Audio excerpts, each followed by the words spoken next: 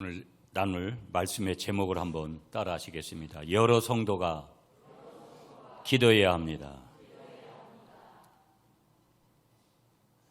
오늘을 살아가는 많은 사람들의 삶의 자리들을 이렇게 가만히 보죠. 이제 목회자니까 교인들이 어떻게 살아가고 있는가 안 보는 것 같지만, 그래도 저희 교회 오래도록 안 나오시는 그런 성도들까지도 관심을 가지고 있고, 또 이제 기도하면서 그렇게 가는 것이죠. 그건 당연한 거고요. 목양을 하는 사람으로서. 예수 믿지 않는 사람들의 삶의 자리들은 어떤가? 또 우리들의 삶의 자리는 어떤가? 가만히 보면 대부분 많은 사람들이 힘들어하는 이유들이 뭐냐면, 자기 힘으로 살았고 자기 힘으로 살려고 하기 때문에 힘든 것이다. 지난 20년 동안 목회를 하면서 한결같이 느끼는 것은, 신학교 다닐 때 목회는 하나님의 목회라고 그렇게 교수님들이 얘기를 했는데, 그게 맞는구나 하는 것들을 제가 보면서 20년의 세월을 지나고 조금은 체험하게 되는 그런 경우들을 보게 됩니다. 자기 힘으로 살아가려고 하는 이 시대의 많은 사람들, 그리고 정말 무엇이 가장 삶의 우선순위인가를 자기 방법대로 선택을 했기 때문에 결국은 그것이 우선순위가 잘못됐다라는 것을 어느 순간에 최악의 인간에 처하는 상황에, 아니면 아주 극도로 어려운 그런 상황이 돼서야 우리가 깨닫게 되는 그런 일들이 우리에게 얼마나 많은지 모릅니다. 예방이라는 것이 건강을 위해서도 매우 중요한 건데, 예방이 아니라 항상 무엇이든지 닥쳐서 결국은 경험하게 되는 경우들이 훨씬 많은 것이죠. 오늘 하나님께서 우리에게 절대적인 비결 하나를 가르쳐 주시는데, 그 비결이 뭐냐면, 한 단어가 뭐냐면 기도예요. 그래서 오늘 설교 제목이, 그 기도 중에서도 혼자 기도하는 기도 제목도 중요하고 그렇지만, 여러 사람이 합심해서 성도가 함께 기도하는 것, 이것이 얼마나 중요한 것인지를 가르쳐 주는 내용이 오늘 본문의 내용이에요. 오늘 본문에 한 사람이 죽어요. 야고보라는 사람인데, 성경에는 야고보라는 인물이 굉장히 많이 나와요. 여기 나오는 지금 첫 번째 순교를 당한 사람은 예수님의 동생 야고보도 아니고, 또 다른 야고보도 아니고, 세베대, 요한의 형제인 세베대의 아버지죠. 그러니까 아버지 요한과 지금 야고보의 아버지인 세베대의 아들, 다시 말하면 세베대의 아들 야고보를 여기서 이야기를 하는데, 야고보는 지금 한마디로 말하면 헤롯은 그를 죽였지만, 신앙 안에서, 교회 안에서 말하면 야고보는 순교를 합니다. 그리고 또 한 사람이 나오는데, 우리가 잘 알고 있는 베드로라는 사람이 나오는데, 베드로는 지금 옥에 갇히게 돼요. 그래서 한마디로 말하면 교회는 큰 대혼란과 순환에 빠지게 되어질 때, 오늘 가만히 예루살렘 교회를 이렇게 가만히 보면 교회는 뭐를 했느냐? 가만히 보니까 열심히 기도를 했구나 하는 것을 오늘 말씀을 통해서 우리가 직접 확인을 해요. 순교도 영광스러운 거고, 또 탈옥도 신기하게 해서 매사에 하나님께 영광이 되도록 뭘 했느냐? 성도들이 지금 기도했다. 자, 오늘 성경에 보여주고 있는, 그렇다면 당시 초대교회의 상황이 어떤 것인지를 좀 먼저 한번 조금 더 세밀하게 현명형식으로 살펴보고 가면, 오늘 본문 얘기입니다. 어느 날 헤롯 왕이 교회에 박해를 가해요. 우리는 코로나19 때에만 교회가 핍박을 받은 줄 착각을 하지만, 교회는 역사 이래 끊임없이 핍박을 받았고, 예수를 믿는 사람들은 끊임없이 핍박을 받았어요. 그래서 어찌 보면 교회가 박해를 받는 것은 지극히 정상적일 수 있는 거고, 교회가 때로는 고난을 처하게 되는 것은 지극히 아주 당연한 것이다. 우리가 그렇게 볼 수도 있는 것이다. 여기 헤롯 왕이 있는데요, 헤롯 왕은요, 칼을 들어가지고 야고보 사도를 죽여요. 살해한 것이죠. 반대편에서 보면 순교지만, 반대편에서 보면 살해한 건 거예요. 자기들 방식대로 합당한 적이대로 살해를 해버린 것이죠. 좀 전에 말씀대로 그 이어서 나오는 사건이 뭐냐?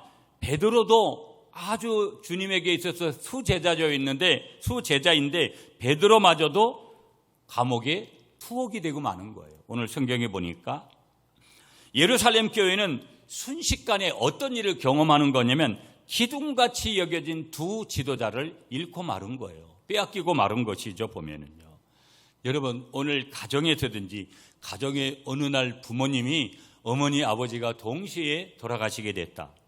아니면 교회든 직장이든 정말 중요한 역할을 했던 사람들이, 운동선수 중에서도 아주 게임 메이커 같은 그런 사람이 어느 날 부상을 당하든지 어느 날 이렇게 없어지게 되는 일을 경험할 때 우리는 어떻게 보면 패닉 상태 같은 그런 어떤 어려운 그런 마음의 상태를 자연적으로 이제 경험하게 되는 것이죠. 예루살렘 교회도 야고보와 베드로는 아주 두 기둥과 같은 지도자였는데 이 두 지도자를 빼앗기는 그러한 최후의 상황이 예루살렘 교회에 지금 처하게 되는 거예요. 여러분, 오늘 좀 전에도 말씀드렸지만 이런 상황이 되면 내가 그것이 이기적이었던 인간적이었던 내가 무엇인가를 크게 잃어버리고 난 다음에 오는 허탈감이라는 거 얼마나 큽니까? 그 상실감이라는 것은 어떤 것으로도 대신할 수 없는 그 상실감이고 어떤 것으로도 대신할 수 없는 그런 허탈감을 우리가 경험할 때 있잖아요. 그때 참 어렵거든요. 여러분, 지도자들도 어렵고 이 신앙에 어떻게 보면 연륜이 있는 사람일수록 더 이런 허탈감, 상실감을 경험하면 더 어려울 수도 있어요.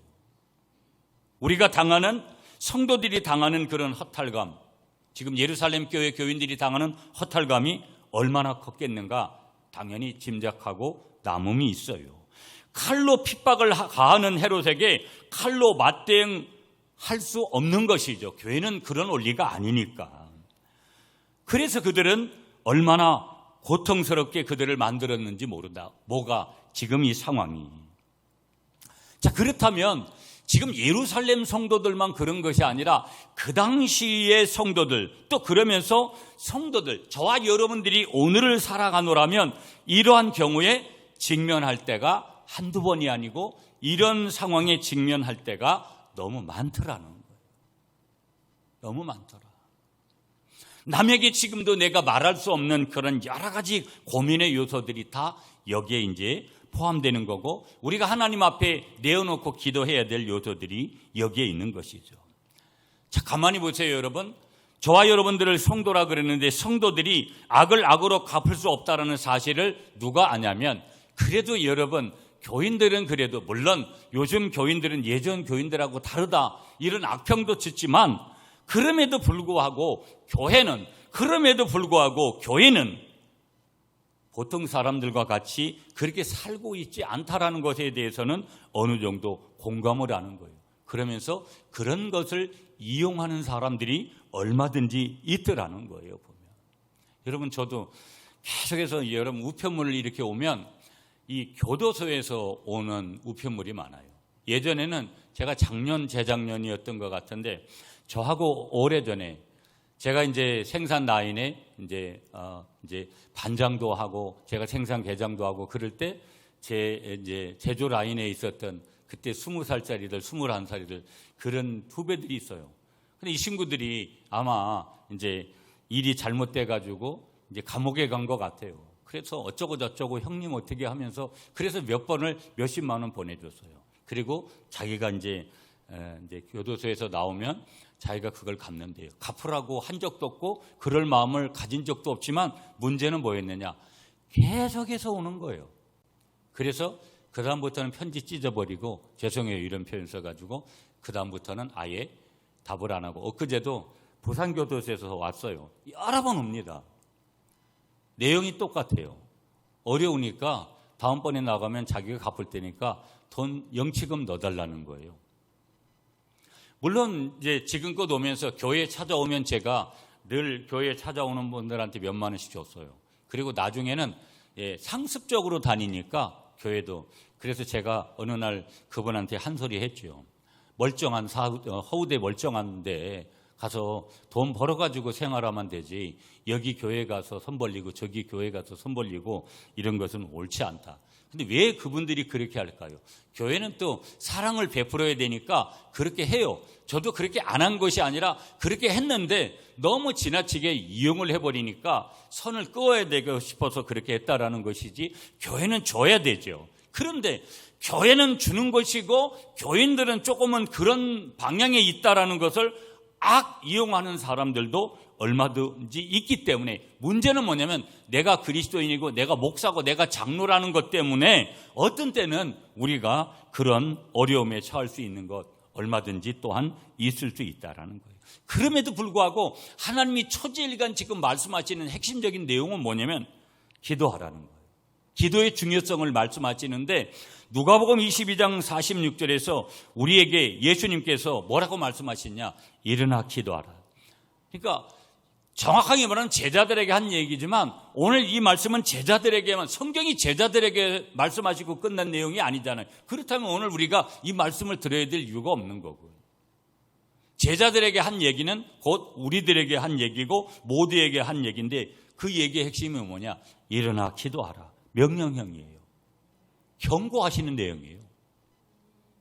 여러분, 일어나 기도해라. 여러분이 지금 예수님이 여러분에게 말씀하셨어요. 뭐라고 대답하실래요?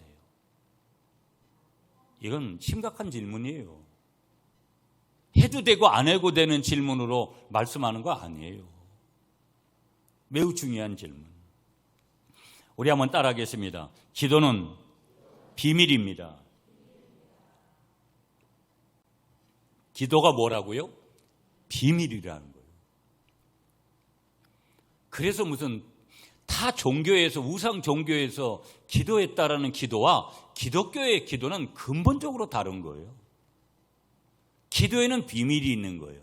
살짝 그 비밀을 오늘 본문에서도 볼 수 있고 우리가 조금 열어본다면 이런 질문을 먼저 해봐야 돼요. 우리가 그렇다면 왜 기도를 해야 됩니까? 기도를 해야 되는 이유가 뭐냐라는 거예요. 자, 보세요. 기도를 해야 되는 이유를 알려면 기도는 내가 지금 여러 가지 문제를 만났으니까 물론 그것도 기도해야 되겠죠. 그러나 그런 기도를 말하고 있지 않아요. 하나님의 뜻은 하나님의 백성들의 기도를 통해서 실현이 되는 거예요. 믿습니까? 이게 원리예요. 하나님이 우리를 통하시지 않고 그렇다면 이렇게 해야 될 이유가 없어요. 우리가 기도해야 될 이유도 없어요. 왜 우리가 기도해야 되느냐? 하나님의 뜻이 중요하다 그러잖아요. 계속 강조합니다. 하나님의 뜻과 하나님의 계획과 하나님의 의도와 하나님 다 똑같은 거예요. 동의어예요. 다 똑같은 맥을 같이 하는 거예요. 그러니까 내 뜻과 내가 생각하는 거 이런 거 중요하지 않아요. 어떤 의미에서는 하나님이 어떻게 생각하느냐가 중요한 거지. 믿습니까? 그런데 항상 우리는 하나님의 뜻은 뒷전이고 내가 어떻게 생각하냐, 내 그 야망 속에 있는 것들을 이루려고 막 몸부림을 치고 하나님을 기도로 동원해요. 내가 이 야망을 이루는데 하나님이 나를 도와주셔야 되는 분으로 이용하는 거예요. 그게 자기 방식의 기도거든요. 물론 우리가 건강을 위해서도 자녀를 위해서도 물질을 위해서도 하나님 앞에 구하는 것 해야 되겠죠. 그러나 진정한 기도는 또 기도를 해야 되는 이유는 거기에 있지 않아요. 하나님의 뜻과 하나님의 목적이 중요해요. 오늘 나를 향한 하나님의 뜻이 무엇이고 하나님의 계획이 중요한 것이지 내가 만들어가는 내 인생이 아니라 내 인생을 하나님의 것으로 인정하고 하나님이 원하시는 것으로 우리가 만들어가는 것이 중요한 거예요. 믿습니까? 자, 그래서 기도해야 되는 이유. 하나님의 뜻은 하나님의 백성들의 뭐를 통해서 실현이 된다고요? 기도를 통해서. 이게 원리예요. 그러면서 저와 여러분들이 드리는 성도들의 기도는요, 하나님의 뜻을 이루기 위한 것이라는 거예요. 그러니까 이 원리를 가만히 조합해 보세요. 하나님은 하나님의 백성들, 저와 여러분들의 기도를 통해서 하나님의 뜻을 실현하고 또 성도들의 기도는 하나님의 뜻을 이루기 위한 그런 것이기 때문에 기도하는 거라는 거예요. 믿습니까? 이게 지금 이해가 돼요? 아멘만 하지 마시고 이해가 되냐고요. 그래서 아멘 하시는 거죠. 이게 이해가 돼야 된다고요, 여러분.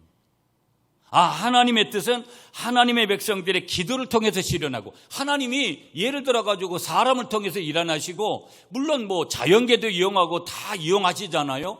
어떤 때는 전염병도 이용하시는 거 다 이용하시잖아요. 그런데 하나님의 뜻을 누구를 통해서 이룬다고요? 하나님의 백성들, 예수 믿는 사람들을 통해서 이루신다 이 말이에요.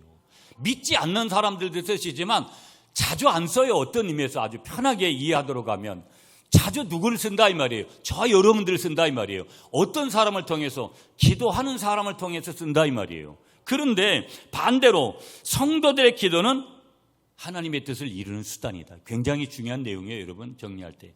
자, 그러면 이런 질문을 한번 해볼게요. 왜라는 질문을 한번 해볼 필요가 있는데, 왜 구하는 자마다 얻게 될까? 성경은 마태복음 7장 7절이에요, 여러분. 구하는 자마다 얻게 되는 거예요. 원리가 그래요. 그러니까 기도하면 얻게 된다. 기도하면 응답받는다 이거예요. 아멘이세요? 그럼 왜 응답을 못 받겠어요? 잘못 구하고 구하지 않고 인내를 가지고 기도하지 않았기 때문이죠. 몇 번 기도하고 안 들어주니까 그냥 기도 응답 없나 보다 그렇게 하는 거죠. 보면. 예? 뭐예요? 구하는 자마다 얻게 되고 아멘이시죠. 찾는 자마다 찾게 되며 아멘이시죠. 두드리는 자마다 어떻게 된다? 들어갈 수 있게 된다라는 거예요. 이게 원리입니다. 원리. 여러분 가만히 보세요.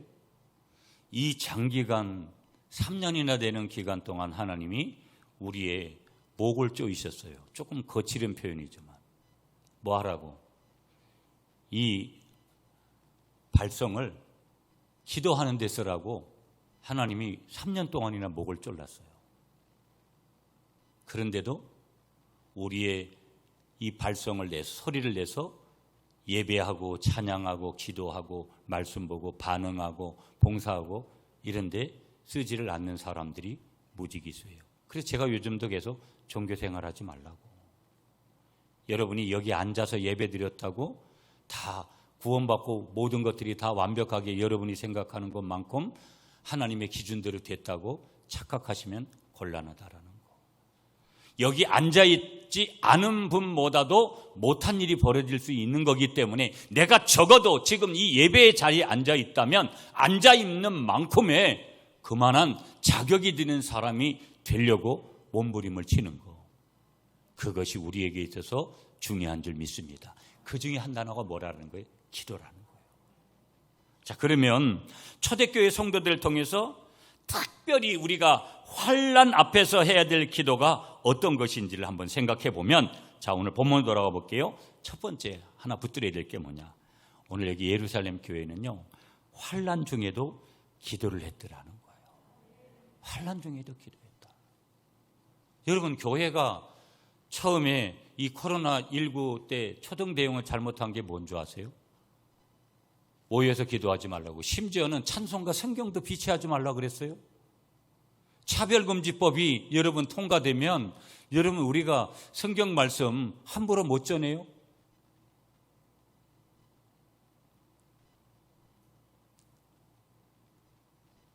어려울수록 여러분 우리가 조금 인생을 살다 보면 쉬울 때가 있잖아요. 잘 될 때. 그때는 그냥 하나님 찬양하면 돼요. 물론 그때도 변함없이 우리가 예방을 위해서 기도해야 되지만, 그러나 정말 어려울 때 뭐 해야 되느냐? 다른 거 필요 없어요. 나와 하나님과의 보일 수 없는 거예요. 다른 건 중요하지도 않아요. 어떤 의미에서는. 환난 중에 예루살렘 교회는 기도를 했다라는 거예요. 한번 따라하겠습니다. 환난 중에도 기도를 했습니다. 여러분, 이 여자분들은 보석을 좋아하잖아요. 근데 이 진주라는 것이 어떻게 만들어지는지 여러분 이해를 좀 하시는지 모르겠어요. 진주는 조개 속에서 발견이 되잖아요. 그런데 조개 여러분 한번 잡아보시면 조개는 굉장히 이렇게 부드럽거든요. 그 조개가 혀끝을 내밀어서 모래뻘 같은 것들, 모래 같은 것들을 갖다가 그 모래뻘 같은 데를 막 기어다니다가 이 조개가 잘못해서 자기가 그 딱딱한 알갱이가 자기의 살에, 그 조개의 부드러운 살에 박혀버리는 그런 경우가 있다라는 거예요. 그렇게 되면은 이 조개는요, 어떻게 하냐면은요, 스스로 알갱이를 뽑아서 이렇게 자기가 스스로 그렇게 알갱이를 빼내지를 그냥 즉각 핀셋같이 이렇게 빼내지. 우리는 손으로 이렇게 걷어낼 수도 있지만 조개는 그렇게 못하니까 어떻게 하냐면 속살이 움직일 때마다 굉장히 아픈 거예요, 조개가. 그래서 아픔을 견디지 못해서 몸부림을 치게 되는 거예요, 사람과 같이. 왜 그러냐면 조개도 살아있는 거니까 그렇잖아요. 그렇게 될 때 조개가 그 아픔을 참지 못하는 그 순간에 조개 안에서 무엇이 나오냐면요, 분비물이 나온다라는 거예요.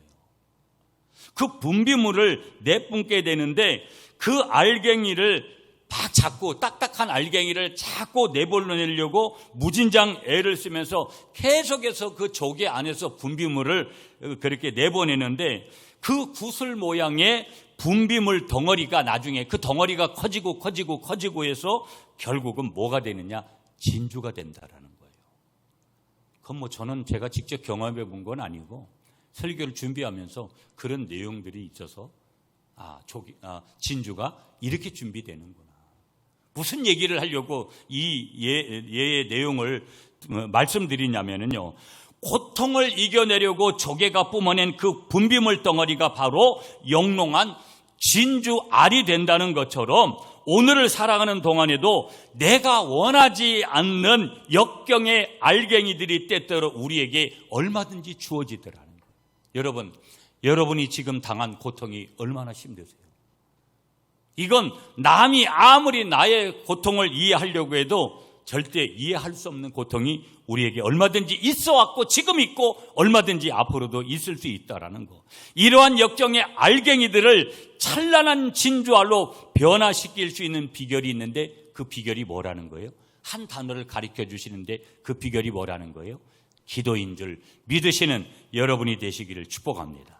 자, 오늘 성경에 보면은 다 읽지 않았어요. 헤롯은요, 예루살렘 교회를 핍박했어요. 그 중에 베드로는요, 4인 1조씩 4패의 군사들에 의해서 철저하게 지켜지고 있었습니다. 이것이 1절, 2절, 3절, 4절까지의 내용이에요. 그리고 만약에 여러분 보세요. 설령 인간의 수단으로서 긴급한 상황을 해결할 수 있다 하더라도 교회는 그러한 방법을 사용하지 않습니다. 세상이 쓰는 방법을 써서도 안 되는 것이죠. 그런데 하나님이 주신 방법이 뭐냐? 오직 한 가지예요. 하나님께 간절히 기도하는 것이야말로 가장 최선의 문제 해결책이 되었기 때문에 예루살렘 교회도 기도하고, 저와 여러분들이 환난 때에 해야 될 일은 한 가지, 오직 기도에 힘을 써야 될 줄 믿습니다. 그런데 그 기도가 어떤 기도였느냐? 간절한 기도였다. 오늘 성경의 그 뒤에 이제 5절 말씀에서 우리가 여러분 한번 볼 거예요. 자, 5절 우리가 한번 미리 읽어보죠. 여러분이 5절 한번 읽어주세요. 시작.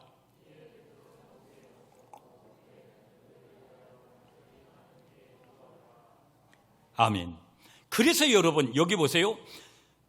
이에 베드로는 옥에 갇혔고 그 다음에 교회는 뭐 했느냐? 교회는 그를 위하여 뭐 했다? 간절히 누구에게? 하나님께 기도하더라.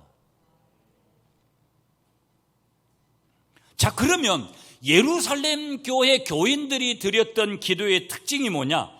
절실한 기도회로 말하면 어떤 기도회였느냐?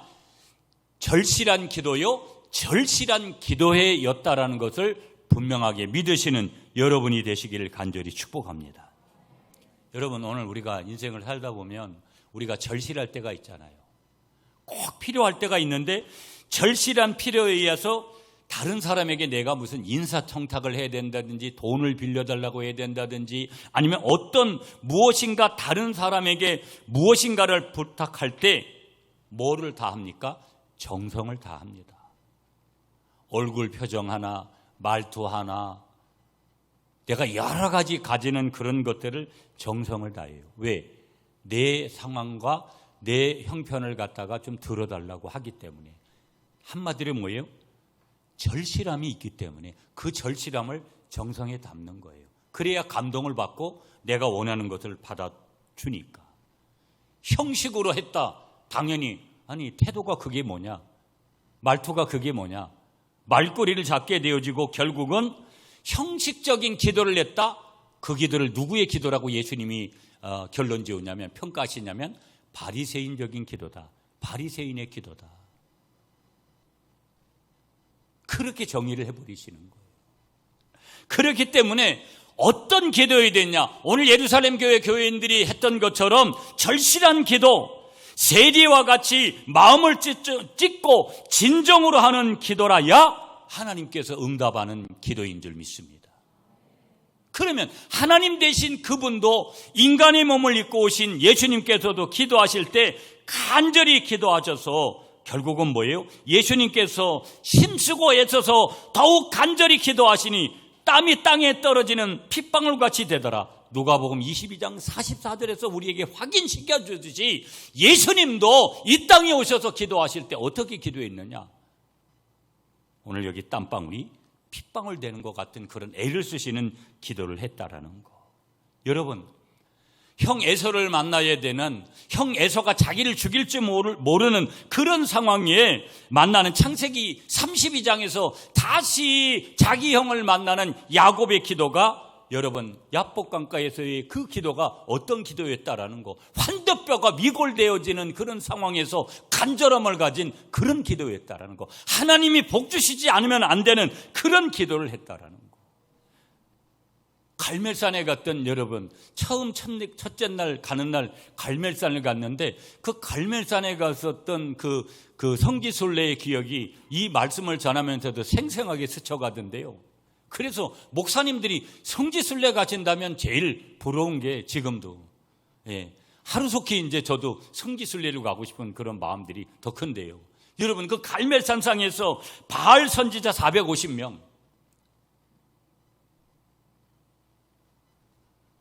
끝내는 여러 400명의 선지자 850명이지만 바알만 450명인 이 선지자들과 대결했던 그 엘리야의 대결은 뭐였습니까? 다른 거 아니잖아요. 간절한 기도였다라는 것을 우리에게 분명히 말씀하고 있는 것이죠. 그러면 이런 간절한 기도가, 환난 중에 하는 이 간절한 기도가 마음에서 우러나올 수밖에 없는 거고 정성을 다할 수밖에 없는 거고 절실한 기도여야 되는데, 이런 기도가 어떻게 된다? 응답을 가져오는 줄 믿습니다. 환난 중에도 기도했다. 두 번째, 요게 오늘 핵심적인 내용이에요. 여러분, 12절이에요. 12절 말씀 여러분 읽어주세요. 시작.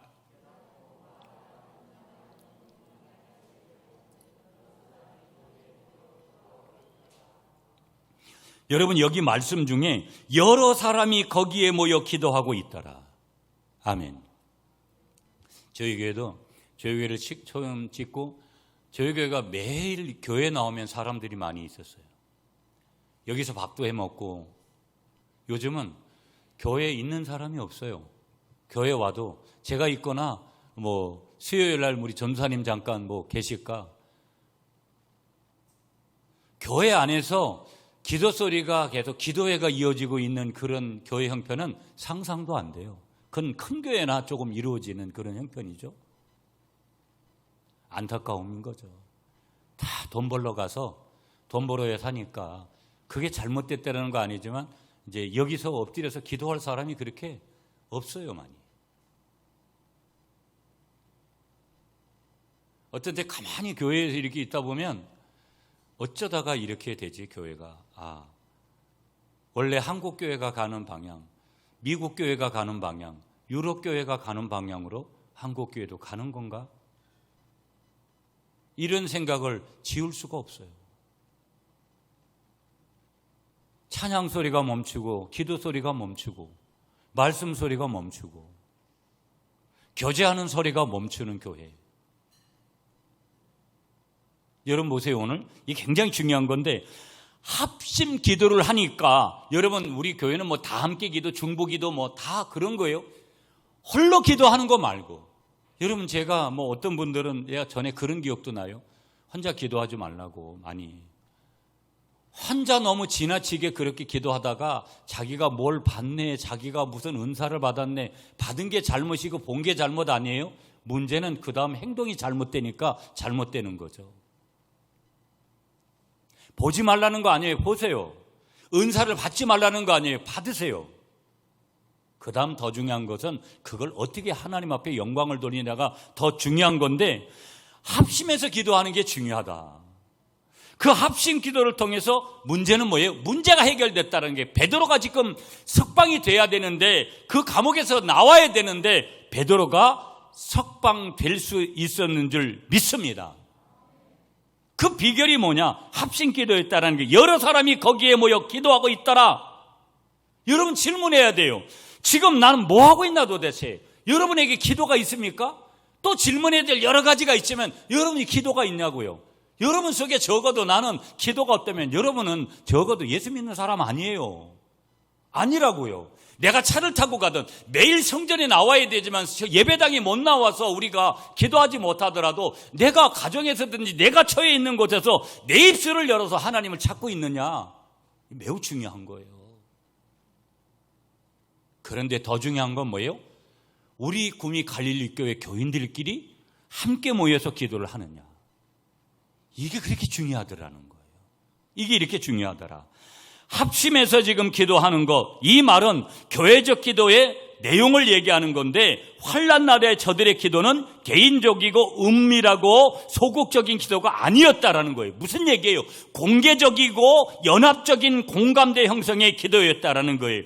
오늘 어찌 보면 이러한 기도의 모습은요, 저들의 공적인 신앙 고백의 행위같이 그렇게 보여지기도 하는 거예요. 특히 대한예수교회 장로의 장로교회들이, 여러분, 우리나라는 장로교회가 우리나라만 조금 강해요. 그런데 장로교회는 점점 전체적인 교인들이 줄어드는 그 상황에 어느 교단들이 미국은 어느 교단들이 강세를 보이냐? 오순절교회. 그 오순절이 가지는 신학이 약하고 여론 중에서도 여러분 방언기도 하고 열심히 기도하고 서린해서 기도하고 합심해서 기도하고 통성으로 기도하고 아멘을 잘하고, 제가 부흥회를 나가면서도 느낀 게 뭔지 아세요? 벌써 가보면 이 교회가 돌아가는 교회인지 안 돌아가는 교회인지 저도 어느 정도 은사가 없어도 느껴져요. 이 기도원이 지금 정상적인 기도원인지 아닌지가 금방 느껴져요. 이 기도원이 적어도 제가 내일 모레도 가는 기도원도 그런 거예요. 몇 년 안 됐는데 이 기도원은 되겠다는 감동이 왔는데 진짜 그런 마음들이 제게 오는 거예요. 몇 년밖에 안 됐는데도 10년 이상 20년 된 기도원만큼 지금 하고 있는데 그 이상으로 가겠다, 그런 마음들이 오는 거예요. 여러분, 저도 통합적의 목사로서 고상하게 제자 훈련하고 여러분들한테 언제 아멘 하세요 이런 얘기를 제가 초창기 10년은 거의 한 적이 없어요, 제 기억으로는. 근데 왜 하느냐? 잘못됐더라는 거예요. 오늘 우리가 여러분 모르면 모든 것들을 다 소리내서만 기도해요, 그런 얘기를 하는 게 아니에요. 모여서 우리가 기도할 때는, 여러분 요즘도 제가 이 새벽에 보면, 물론 코로나니까 마스크 쓰고 고래고래 소리는 지를 수 없으니까 그렇다 하더라도 조금은 좀 소리를 내서 기도하면 좋겠다, 그럼 감동들이 와요. 왜 그러냐면 우리에게 있어서 오늘 우리는 너무나 많은 스트레스도 받아요. 우리가 이 바이브레이션 역할하는 흔들어주는 이 역할이요, 굉장히 중요해요. 흔들어주는 역할은요, 불순물을 빼는 거예요. 흔들어주는 역할은요, 알맹이만 남겨놓는 역할이거든요. 기도가 뭐겠어요? 어떻게 보면 기도에서 힘이 나오는 거잖아요. 하나님의 뜻을 이루는 거니까. 그러면 모여서 우리가 좀 더 합심할 때 우리가 그 기도가 때로는 좀 소리를 내서 기도하고, 또 어떤 때는 우리가 침묵으로 기도하고, 이런 것들을 병행하되 모여서 우리가 합심해서 기도하는 것, 공개적인 그런 기도 가운데 있는 것, 혼자 하는 기도보다 여러 사람이 합심해서 기도하는 것, 그것은 위대한 힘이 되는 줄 믿습니다. 열이든 백이든 전체 합심이라는 것이 곧 100% 총동원되는 힘이 되기 때문이다. 그러므로 전 교우들이 하느냐? 여러분, 저는 이런 얘기들 슬로건같이 가끔 얘기해요. 전 교인이 매일 새벽 기도하는 교회, 이거 정상적인 교회예요. 이루어질 수 없는 뜬구름 것 같은 얘기지만 왜 그런 줄 아세요? 기도하는 전제가, 그러면 왜 그런 줄 아세요? 기도할 시간이 저녁 시간에도 그게 안 돼요. 새벽 기도 안 된다고 저녁 기도해도, 저녁에 여러분 보세요, 저는 저녁에 피곤해서도 힘들더라고요. 여러분, 기도 생활 안 하시는 분들, 여러분 철저하게 회개하셔야 돼요. 나는 아직 기도할 줄 모른다고. 걸음마부터 걸어야죠. 여러분이 언제 처음부터 걸었습니까? 우리가 처음부터 걸었냐고요. 띠뚱띠뚱 엄마 아빠의 도움을 받고 그렇게 하면서 그렇게 하다가 어느 날 이렇게 걸음을 걷고 온전하게 걸어서 지금 오늘 우리가 된 거 아닙니까? 아버지를 부르다 보면 순간순간 남의 기도하는 것을 엿듣기라도 해서, 아니면 성경을 읽다가 주시는 그런 감동을 받다 보면 내가 어느 날 보면 조금 기도가 되는 것 같은 그 자리에 서 있는 것 아니겠어요? 중요한 것은 나 혼자 기도하겠다는 것도 이기적인 거고, 더 중요한 것은 합심해서 기도할 때, 공동체의 기도가 될 때 그 기도가 하나님께서 기뻐하시는 기도가 되는 거고요. 중요한 것은 내가 지금 이런 합심하는 기도의 자리에 있느냐, 그 멤버로 있느냐, 이게 굉장히 중요하더라는 거예요. 아멘도 못 하시겠죠? 예. 기도를 해야 됩니까? 안 해야 됩니까? 기도를 해야 되고, 더 중요한 거 오늘 핵심이에요. 합심해서 기도하는 게 중요하다.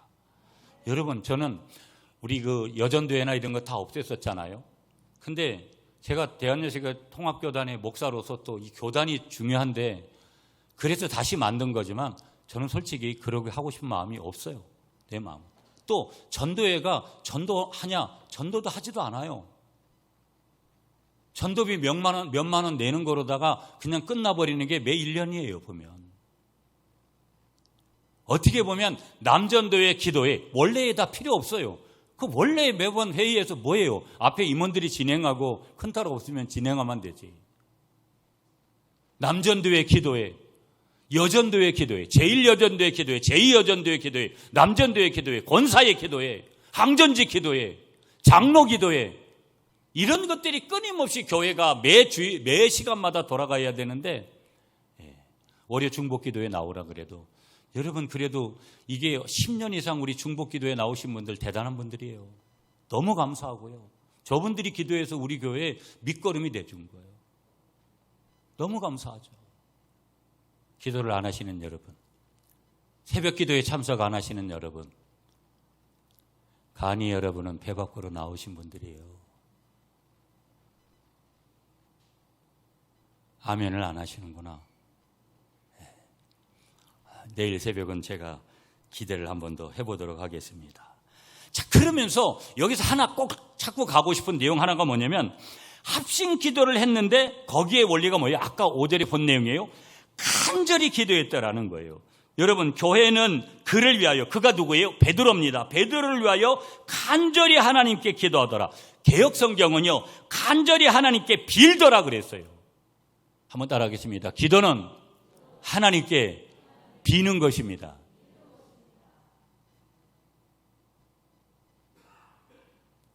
빌어도 다른 종교와 비는 거하고는 차원이 다른 거예요. 간절히 빌더라, 이 말은요, 내어 밀고 당기는 그런 상태를 얘기하는 거예요. 내어 밀고 당기는 상태. 그러니까 무슨 얘기냐? 하나님께 모든 것을 내어놓고, 하나님 앞에 내 모든 것을 내어놓는 거예요. 하나님께 내 모든 것을 내어놓고 하나님께서 붙잡아 주시기를 바라고 당기는 그 상태, 그 상태가 뭐라는 거예요? 지금 간절히 빌더라는 그런 뜻을 내포하고 있는 거예요. 열렬한 애원의 기도. 죽기 아니면 살기의 기도. 이런 부분들도 거기에 내포되어 있는 것이죠. 그런데 여러분, 여기서 중요한 것은요, 한 가지 우리가 더 드리고 싶은 내용이 뭐냐면, 교회가 열심히 베드로를 위해서 기도했다. 여기서 주는 한 가지 중요한 교훈 한 가지가 있어요. 교회는 사도를 위하여 기도하지면 안 된다는 사실인데, 그렇다면 오늘 교회는, 오늘로 말하면 뭐냐? 성도가 교역자를 위해서, 목회자를 위해서 기도하는 것이 얼마나 중요한 것이냐 하는 것을 말씀하는 거예요. 제가 가끔 얘기하잖아요. 제가 가만히 이렇게 어떤 때 교회를 오면 이제 갔다, 제가 그런 얘기도 하잖아요. 목사님 뭐 부흥회 잘 갔다 오셨어요? 뭐 별로 그런 말을 듣고 싶어서가 아니라 그게 상식 아닙니까? 자식이 부모님이 어디 갔다 오시면 아버지 잘 다녀오셨어요? 이렇게 하듯이 그건 자연스러운 거예요. 모든 교인이 그러란 얘기 아니에요. 적어도 그럴 만한 사람들이 그런 인사 정도는 하는 건 당연한 거라고 생각해요. 가끔은요, 내가 그런 생각을 해요. 저런 인사치레 자체도 아는데 나를 위해서 한마디 기도를 했겠나. 어떤 때는요, 굉장히 씁쓸해져요. 저한테 다른 거 안 줘도 아무 상관없어요. 그런데 기도해 준 사람이 그렇게 소중하고 고마울 때가 많아요.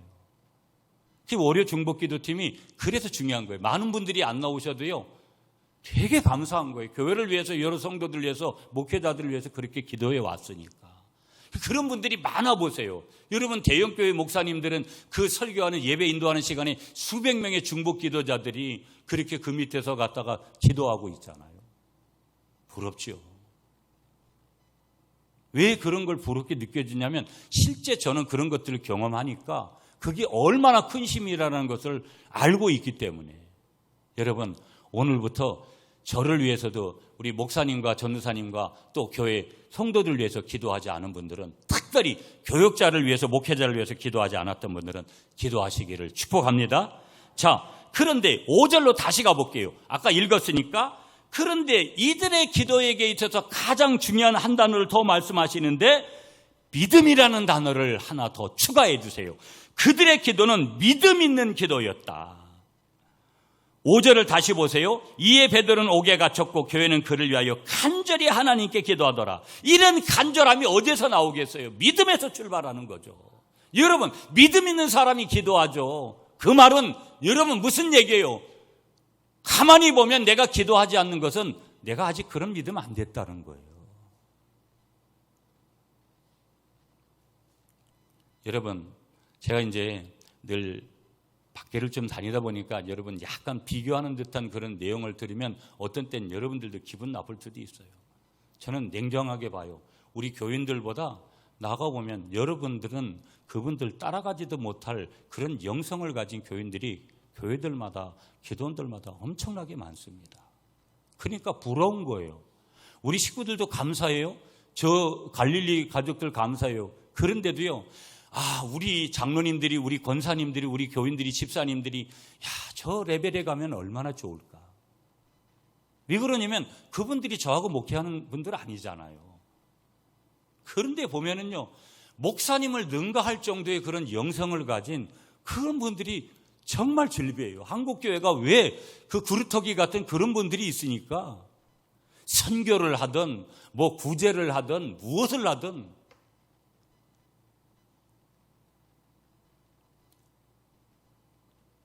그 믿음의 자리까지 올라가야 될 줄 믿습니다, 여러분. 우리 교회가 개척이 있기 때문에 맨날 개척교회의 그 수준과 같은 영성에 머물러 있으면 곤란해요. 어린아이가 자라지 않으면 모든 사람의 근심거리가 되는 거예요. 저는 이 코로나19 때문에 깜짝 놀랐어요. 나름대로는 여러분, 제가 제자훈련하고 여러 가지 그렇게 오는 와중에 그래도 나름대로 교회 잘 섬겨왔다고 생각했거든요. 전혀 아니었어요. 창피할 정도고 이건 목회도 아니다라는 그런 생각이 들 정도의 답답한 마음이 저에게 지금 있어요. 그런데요, 인간적으로 이렇게 말하면 설득하면 들을 것 같죠? 전혀 안 들어요. 안 듣는다는 게 느껴져요. 그래서 저는 어떻게 하려고 하느냐? 그저 기도해야죠. 하나님, 저 영혼을 바꿔주시고 저 영혼에게 역사하시고 저 장로님에게, 권사님에게, 집사님에게 은혜를 주시고 믿음을 더하여 주셔서 장성한 믿음의 분량이 자라날 수 있도록 하셔서 눈이 보여지게 하시고 자기가 무엇을 행해야 될 것인지를 보게 해달라고. 믿음이 결국은 이들에게 있어서 절대적인 그런 기도의 절실한 자리로 나아가는 출발점이 됐다라는 거예요. 자, 그러면서 이들의 기도는 꾸준했죠. 여러분 뭐 몇 번 나와가지고 작심삼일 잘해요, 우리들이요. 새벽기도 작정해 보세요. 여러분 새벽기도 적어도 몇 개월 꾸준하게 나와야 새벽기도 하지, 뭐 한 번, 두 번 나와가지고는 금방 작심삼일 돼요. 신앙생활, 인생살이, 부부관계 모든 것이 다 꾸준해야 돼요. 한결같은 거.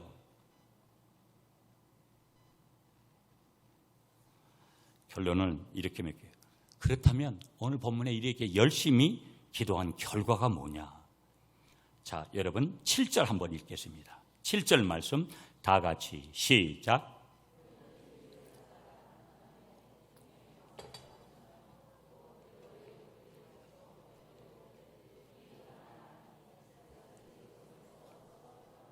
아멘. 자, 기적이 일어나요. 한번 따라하겠습니다. 기도하면 반드시 기적이 일어납니다. 그게 뭐겠어요, 여러분? 응답이죠. 자, 7절에 보세요. 주의 사자. 뭐예요? 천사죠. 하나님이 천사를 옥중에 급하여 버리세요. 기도할 때 7절에 보세요. 두 번째, 하나님이 사자를, 그 천사를 옥중에 무슨 일을 벌이도록 하세요? 광채가 빛나도록 그렇게 만들어 버리세요. 7절에 다시 보세요. 세 번째, 주의 천사가 베드로의 옆구리를 쳐 깨웁니다. 네 번째, 7절에 음성을 들려주길 급히 일어나라고 해요. 다섯 번째, 7절에 보세요. 그 순간에 베드로의 손에 매인 쇠사슬이 풀어져 버리는 거예요. 놀랍죠? 이론이 아니에요, 여러분. 실제입니다, 실제. 8절을 보겠습니다, 여러분. 천사가 이르되 띠를 띠고 신을 신으라 하거늘 베드로가 그대로 하니 천사가 또 이르되 겉옷을 입고 따라오라 한대. 아멘. 자, 다시 천사는 이르기를 띠를 띠고 신을 메고 겉옷을 입고 따라오라고 했습니다. 이때 베드로는 9절을 보세요. 함께 있습니다. 시작. 베드로가 나와서 따라갈새 천사가 하는 것이 생시인 줄 알지 못하고 환상을 보는가 하니라. 아멘. 베드로는 이게 실제인가? 이게 생신가? 꿈인가? 이게 뭐겠어요, 여러분? 내가 이런 기도 응답을 받기 시작하면 내가 이 기도의 자리에 나오지 말라 그래도, 오지 말라 그래도 오게끔 돼 있어요. 문제는 뭘까요, 여러분?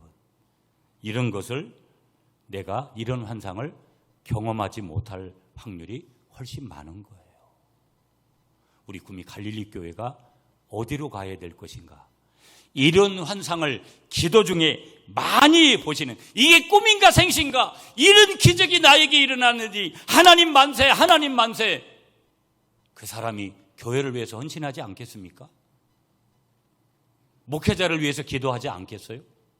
성도들을 위해서, 어려운 이웃들을 위해서 헌신 봉사하지 않겠어요? 그건 무르나 마나라는 것이죠, 보면은요. 환상을 보는 줄로 착각을 했다. 자, 그러면서 10절 말씀 마지막으로 읽겠습니다. 10절 시작.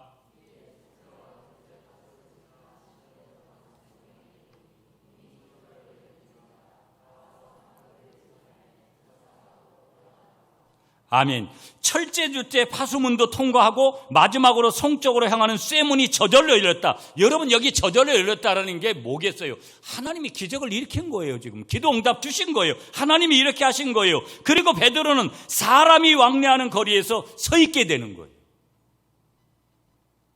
기독교는요, 이게 기독교고 이게 우리에게 있는 힘이에요. 이게 복음이라고요. 이런 무기를 우리가 가지고 있고, 이런 무기를 선물로 우리 하나님이 우리에게 주었는데, 여러분, 두려워할 이유가 없고요. 오늘 우리가 이런 사람이에요. 이런 하나님의 복을 받은 사람이라는 것을 인정하시면서, 제 부탁해요, 여러분. 전도에 원래 회의 많이 하지 마시고 기도하고, 모여서 기도하고, 또 때로는 우리가 그렇게 기도함으로 그 하나님의 놀라운 이와 같은 기적을 이루어내는 모두가 될 수 있기를 간절히 축복합니다.